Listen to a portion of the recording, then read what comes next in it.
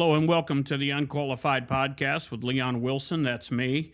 I want to thank you for stopping by. If you are one of our subscribers, I really do appreciate you. There's a lot coming down the pike. We're not done. We're going to keep on pushing forward for the Lord because that's what He called us to do.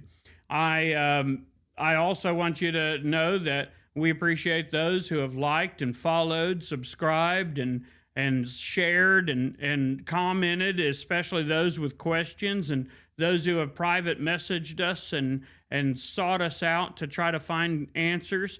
I want to say that it's an almost daily occurrence where somebody's asking about the end times, and folks who are not getting this information from their local church, their community church, from their community pastors who have either don't understand or haven't prayed for the knowledge and the wisdom to understand what is going on in the world around us, what to look forward to, and all those things. They're coming to us and they're asking, hey, what is your opinion on this? How do you understand that this is going on? And that drives me. It really does. I think it's pretty amazing that folks could feel like they have somebody they can trust, and even if that's me, especially if it's someone else, because I am not worthy, and that's for certain, and I'm definitely not qualified. But over the last 8 years, I've read and studied the end times, and I've tried to grow my knowledge and my wisdom and my understanding, and I've prayed for that. I prayed that the Lord would teach me about what is to come and to equip me for what is to come.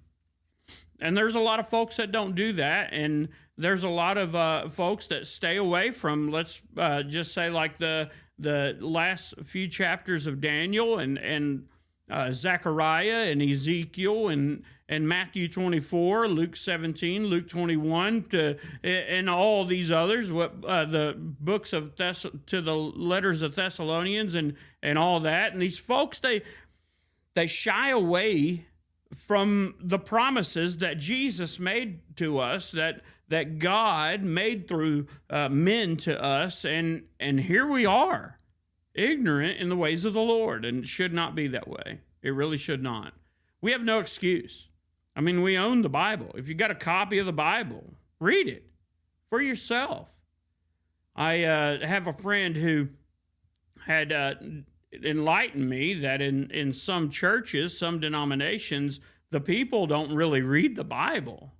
You totally just are dependent on this preacher to read and understand the word and try to tell you what's going on. And I'm thinking, man, all the hope that they're turning away from, all of the knowledge that they're turning away from, and all the enlightenment that they're turning away from, the encouragement, the edification, the direction, the instruction, the rebuke. And all of that is needed in our everyday walk as Christians, as people of God. And it just fascinates me in a very bad way that folks can just feel like they can go without it. And that's just sad to me. It's very sad. We should pray for those people and pray for those churches. I bring your attention to Luke 21, where Jesus said, and when these things begin to come to pass, then look up and lift up your heads, for your redemption draweth nigh. I am encouraged by those words. Why? I'm glad you asked. I'm encouraged because when Jesus said, hey, he said it from a position where he knows. He's God in the flesh. He spoke the end from the beginning, and he understands and knows what is going to happen and when it's going to happen, what is the setup for all these other things and how it plays out. And for him to be able to say something like that, for him to say something like that to us, I think is a fundamental staple point of encouragement in our faith. If you've never read those words, I encourage you to read them for yourself. Do that. And I know there's naysayers out there and folks who say you'll never understand the Bible, and I'll preach it from the pulpit, and it's hard to hear, but I'm going to tell you one thing. The people that say that stay and live in their ignorance, and they're comfortable with a huge amount of ignorance, because if they know, they're accountable for it. And reading your word, yes, it makes you accountable for what you understand, but it also gives you such a vivid perspective of the love letter that is written by inspiration from God. Why wouldn't you want to know that? I mean, how is it that someone would say, I don't want to know that? It just baffles me. It baffles me. In the current events that is going on, it's no secret that Israel and the U.S. are teaming up and going all in and full tilt in this whole battle of countries between Iran and Israel, and the United States has come to the aid of the people of Israel, which, my Bible says in the book of Genesis, when God was talking to Abraham, he said, I will bless those who bless thee, and I will curse those who curse thee. Which is, the context is he was talking to Abraham about his seed, about his generations to follow, his bloodline. And that he would be blessed, and his children would be blessed, and their children would be blessed, and on and on and on. And even those from the concubine Hagar, even that bloodline was blessed, but not like the people of Israel. Well, Leon, how do you know that? Because toward the end of Genesis, you realize that Israel was taken into captivity. They went for hope to Egypt, and they ended up having to stay in servitude. And God saw them in this situation, and he hearkened unto their need and sent Moses. I can't read for the life of me that he did anything similar to any other nation known to man. But I do know he did that for his children, Israel. And he made covenants after covenant after covenant with the people of Israel. And that's important to understand. It's important to understand that the Messiah himself, Jesus, came from that bloodline. Came to us through the Israeli line, and through them, indeed, fulfilled the prophecies and blessed the entire world, and gave us an out from this sin-sick world, this world of complete perversion of all things good, and here we are, so many thousand years later, from Abraham, seeing the children of Israel look like they're having to fight for their lives. You know, God sent them into that promised land. And as Joshua led them in there, as Moses led them a good part of the way, and as Joshua led them through conquest and conquering to cleanse that area of all those who would utterly try to destroy those children of Israel, the land ended up being settled by these people, and it was through the turning away from God and having these certain tribes and issues that had gone on, and the judges were being rejected. Their word that they was judging was being rejected, and you had bad judges, you had good judges, you had great kings, and you had bad kings throughout time, throughout their history. I didn't set out to talk about this, but while we're on the subject, I'll talk about it. this lineage, swaying in and swaying out of God's will, caused a lot of havoc, caused a lot of issues. And God called them a stiff-necked people, but he did not turn his back on them. Instead, he delivered them up to enemies. More specifically, the time they spent under Nebuchadnezzar and the time they spent under the Roman rule and the times they spent under the Pharisee thumb or not Pharisee, but the Philistine thumb and all that. And even to this day, it's like they have to get permission to do this or permission to do that, when they're blessing the whole world in so many different ways. Yet, when someone threatens their utter existence on this planet, everybody in the world, across this world, is saying, whoa, whoa, whoa, whoa. You can't strike. You can't do this first strike motion. You can't lash out. You get things like the October 7th attack, and you get other attacks that have happened in the past from their northern border, from within, from their east, from their south, and literally a ring of hate that surrounds that country, that small nation. And you get all of these attacks and all this other pressure, and they're not supposed to retaliate when they're struck. People can come and kidnap a couple thousand and a half people, and you're supposed to just sit back and say, that sucks, but we're not going to do anything about it.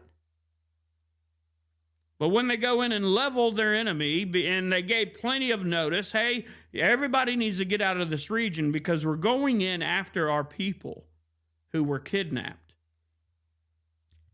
And they say, get out of this region, get out of this whole area. And there's an avenue to the south that you can go, and you can go into Egypt, you can go wherever else you need to go, but you need to stay out of here because we're going in. Since they won't give us our people back, we have to go in. And they did.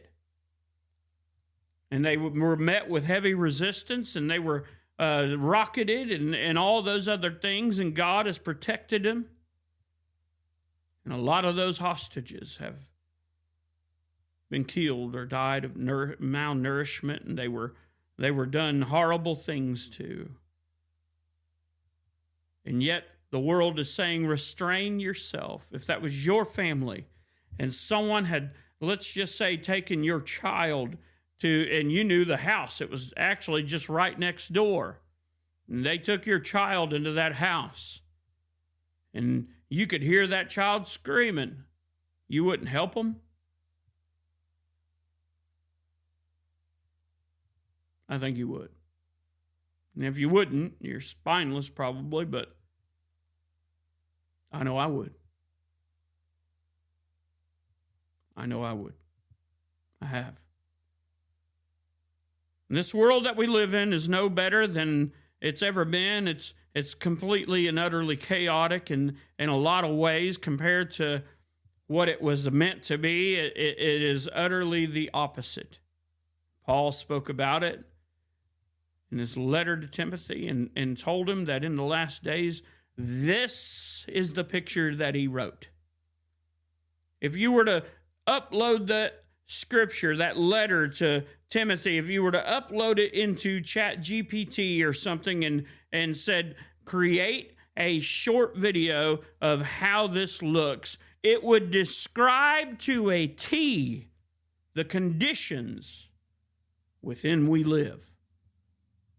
It would be this world in which we live. But we're crazy for calling a spade a spade. We're radical for calling a spade a spade. I mean, in the world we live in today, It's not that you must accept someone's existence, it's that you must celebrate their perversion. People don't want to be equal with anybody else. We're all created equal. My Bible says that we're all created equal. Our country, the United States of America, the greatest nation that's ever been on this planet, the most successful nation, the land of opportunity, the most opportunity. I talked to a gentleman the other day who moved here from Europe when he was a teenager. His dad left that country, pulled up roots, sold everything, pulled the whole family and moved to, I think it was Florida, and raised them there. He was a motorcycle mechanic. He found a job at Harley Davidson, which was his dream job. He was already a mechanic on them in Europe, and then they put him through a school so that he would be even the better. Took him under their wings, and he retired from that job. Raised his whole family on that. And my friend, who is the son, he said, I would not move to any other country. And I said, well, if you did, where would you go? He said, there's nowhere like America. And I've been to several different countries, 9 or 10 right now. And there's no other nation like ours. If you don't believe me, travel. Don't take my word for it. Travel. You'll see. You will see. This is an amazing country. And we've gone to great extremes in the past to protect our livelihood, our way of life, and the assets that we have abroad, our interests abroad. People who could not defend themselves have been defended by American soldiers. Blood has been spent and spilled as a currency to pay the debt for others' freedoms by American soldiers. And yet, we fight amongst ourselves here in this nation. But look at Israel, fighting for their very lives. And we've come to their back. And we've got a ton of people, roughly 2% of this country, who can't stand that fact. That's sad to me. That is sad. Our closest ally in the region, the only footprint from which we can help and heal and ally and take care of people and try to, I mean, we send food to our enemies. We send healthcare products to our enemies. We send them money and we send them doctors, and we park our ships and we use our money on their economies to supercharge their economies. I've been there and done it. I know. But you know who doesn't see that? The radicals who stand in the streets and they burn down cop cars and all these other things. And instead of protesting, which is voicing your opinion, they have to get physical about it and then get mad when they're manhandled. It's crazy to me. But Paul saw it coming. Jesus saw it coming. When nation rises against nation, and the word that was used there is the word ethnos, where we get our ethnicity. So you could look at it literally as ethnicity shall rise against ethnicity.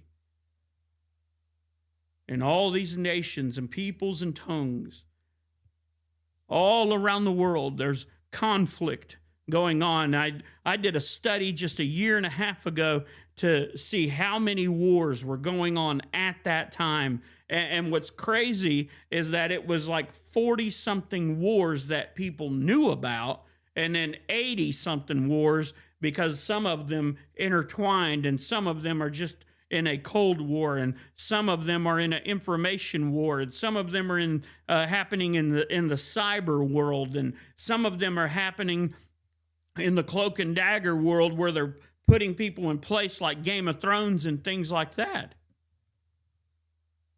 And there's a lot going on right now that you don't see, we don't see, because we haven't been privy enough to peek behind the curtains. But let me tell you who has. Jesus. Let me tell you who does know. Jesus. And so he says, when you see these things start to take place, lift up your head and lift up your eyes. Your redemption draweth nigh. It was a paraphrase. But it's the truth. And that encourages me. Let me encourage you. I drove through a storm on my way home today from work. There were two storms that they were like small supercells. Maybe not supercells, but they were red on the radar and looked like they had spiked and all that stuff. I watched Twister. I know what I'm talking about. And as I'm driving through this second storm, I mean, it came down heavy. It came down so heavy, I had to shout into my truck to reply to a text message from my wife. And as I was doing that, and I had told her in the text message, I'm driving through a storm. Her reply was, be careful. And as she said, be careful, it was like the rain just started letting up.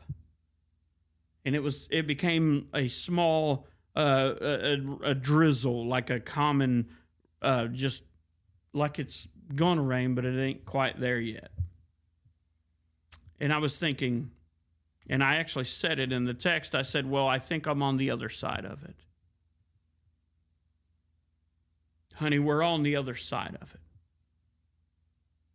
No matter what.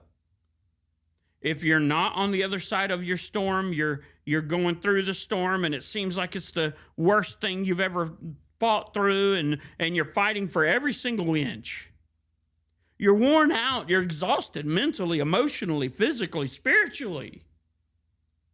And you feel like, when is this storm going to end? Well, sooner than you think, probably.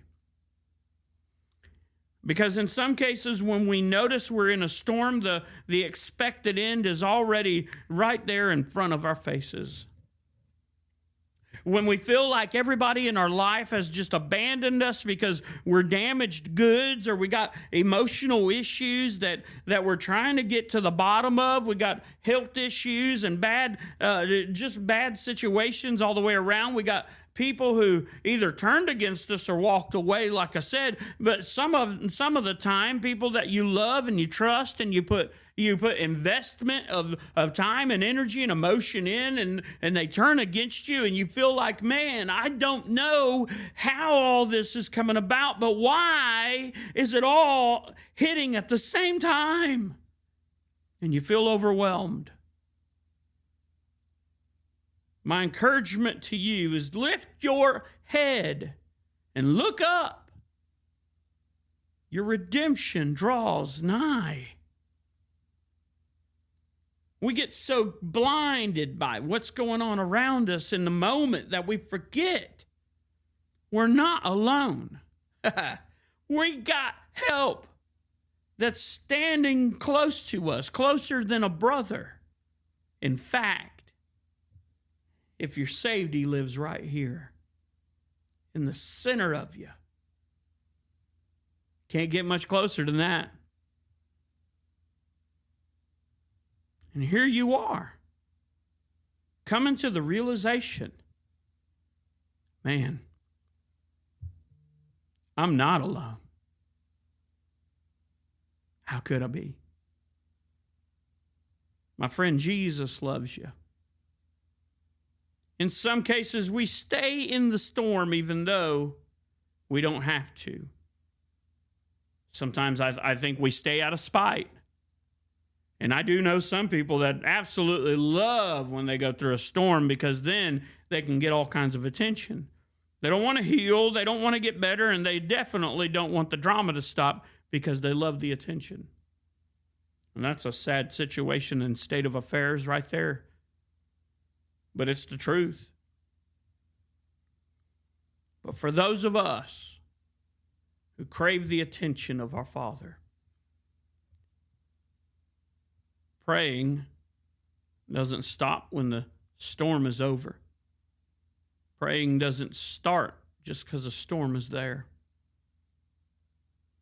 We're going to talk to Him anyhow. We're going to have our conversations anyways. But honey, you think that this storm is what's going to break you? No. No. It wasn't meant to. It wasn't meant to. Sometimes the storms is what sharpens us up. Sometimes the storms remind us that we need to have a conversation with God every single day, all day. That we need to stay in that open dialogue. Pray without ceasing is how the Bible puts it. How do you do that, Leon?